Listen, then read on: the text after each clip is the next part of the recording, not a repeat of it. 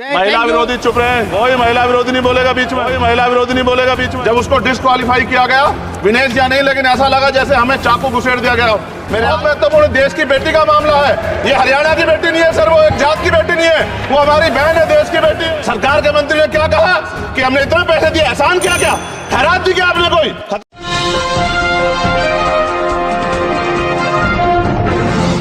साथियों नमस्कार, मैं हूं नीरज पटेल और आप देख रहे हैं नेशन जनमत। अभी तक संसद में सधे हुए शब्दों के साथ संवैधानिक मर्यादाओं का ख्याल रखते हुए सांसद चंद्रशेखर आजाद बहुजनों के मुद्दों पर अपनी बात रख रहे थे, लेकिन अचानक से ऐसा क्या हुआ कि रेसलर विनेश फोगाट के मामले में न सिर्फ उनका उग्र रूप देखने को मिला, बल्कि सत्ता पक्ष के सांसदों को तल्ख लहजे में बोले, महिला विरोधियों चुप रहो, कोई महिला विरोधी बीच में नहीं बोलेगा। महिला विरोधी चुप रहे, कोई महिला विरोधी नहीं बोलेगा बीच में, कोई महिला विरोधी नहीं बोलेगा बीच में।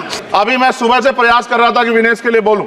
जब उसको डिस्क्वालीफाई किया गया विनेश या नहीं, लेकिन ऐसा लगा जैसे हमें चाकू घुसेड़ दिया गया। मेरे आज भी याद है उस प्रोटेस्ट में मैंने रातें काटी हैं और 4-4 गोली खाई मैंने। ये देश की अस्मिता से जुड़ा मामला था, पर हमारी मांग ये थी कि सरकार स्टैंड क्लियर कर दे, तब भी सुनवाई नहीं की गई। जब मंत्री बोलने आए तो हमने उनसे कहा कि हमें कुछ इंफॉर्मेशन चाहिए, उस पर बात नहीं हुई। सवाल ये है सर, एक गोल्ड हमारे लिए आ रहा था और जब ये गोल्ड आता देश गौरवान्वित होता, और क्या व्यवस्था थी सर कि उसका वेट बढ़ गया, पता ही नहीं लगा सिस्टम के लोगों को।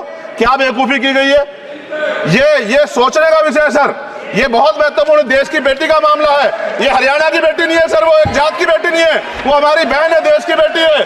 और आपने क्या किया हरियाणा के साथ? आपने हरियाणा का बजट कम किया, जबकि सबसे ज्यादा मेडल हरियाणा लेके आता है। ये गलत है सर, ये धोखा है।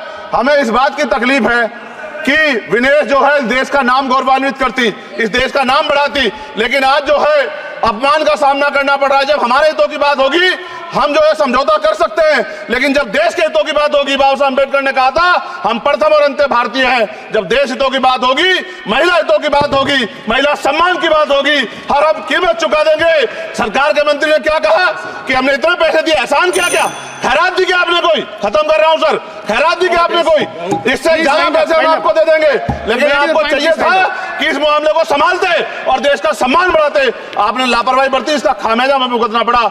मैं आपसे आग्रह करूंगा कि जब वो बेटी देश लौटे सर, जब वो बेटी देश लौटे, रुक जाओ प्लीज, प्लीज, जब वो बेटी देश लौटे, मैं आपसे आग्रह करूंगा कि स्पीकर सर यहां बुला के उसका सम्मान करें। हम सब लोग, वो देश की बेटी है सर, देश के लिए गोल्डन गर्ल है वो, गर्ल है वो, उसका सम्मान यहां किया जाए सर, हमें चाहते हैं। बहुत बहुत धन्यवाद, आपने बात रखने का मौका दिया।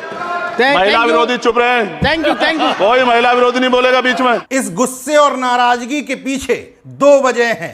एक तो बीजेपी सरकार की निर्लज्जता, बेहद निर्लज्जता के साथ सदन में खड़े होकर के खेल मंत्री बता रहे हैं कि एक महिला रेसलर पर जो पहली बार ओलंपिक के फाइनल में पहुंची है, उसके ऊपर भारत सरकार ने कितना पैसा खर्च किया। इसी बात को लेकर चंद्रशेखर नाराज थे। दूसरी नाराजगी की वजह उनका गोली कांड। चंद्रशेखर आजाद के साथ सामंती समाज के लड़कों ने जो गोली कांड किया था, उसके पीछे की असली वजह यही थी। वजह क्या थी? महिला रेसलर साक्षी मलिक, विनेश फोगाट और बजरंग पुनिया समेत दर्जनों भारतीय पहलवान सड़क पर बैठे थे, आंदोलन कर रहे थे कि भारतीय रेसलिंग को ब्रजभूषण शरण सिंह जैसे माफियाओं से बचा लो।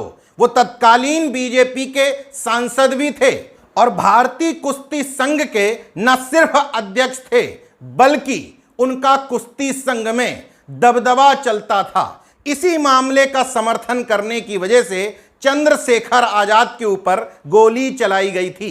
शायद यही वजह है कि सदन में इस मामले पर बोलते हुए चंद्रशेखर आजाद अपनी भावनाओं और आक्रोश पर काबू नहीं कर पाए और उन्होंने सत्ता पक्ष को बुरी तरीके से लताड़ दिया। जब विनेश फोगाट ओलंपिक के फाइनल में पहुंचने के बाद महज 100 ग्राम वजन की वजह से डिस्क्वालीफाइड कर दी गई, तो फिर से यह मुद्दा उठा, कहीं इस सब के पीछे उस साजिश का कोई लेना देना तो नहीं है। आखिर क्या वजह है कि भारत की एक स्टार महिला रेसलर का वजन 100 ग्राम महज ज्यादा होता है, लेकिन वहां के ओलंपिक संघ के अधिकारियों को, खेल मंत्री को इस बात की भनक भी नहीं लगती। तमाम पत्रकार ये स्वीकार करते हैं कि इस मामले में कुछ ना कुछ साजिश जरूर हुई है, क्योंकि 100 ग्राम का मतलब होता है कि अगर उस दौरान बाल भी कटवा दिए जाते तब भी वो 100 ग्राम वजन मैनेज हो सकता था।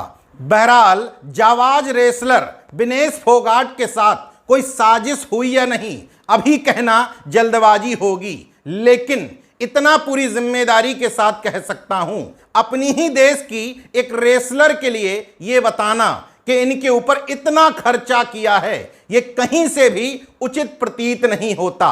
बहरहाल विनेश फोगाट की मेहनत को लोगों ने देख लिया कि किस तरीके से वो ओलंपिक के फाइनल में पहुंची, जबकि कुछ समय पहले तक सड़क पर अपनी अस्मिता के लिए संघर्ष कर रही थी।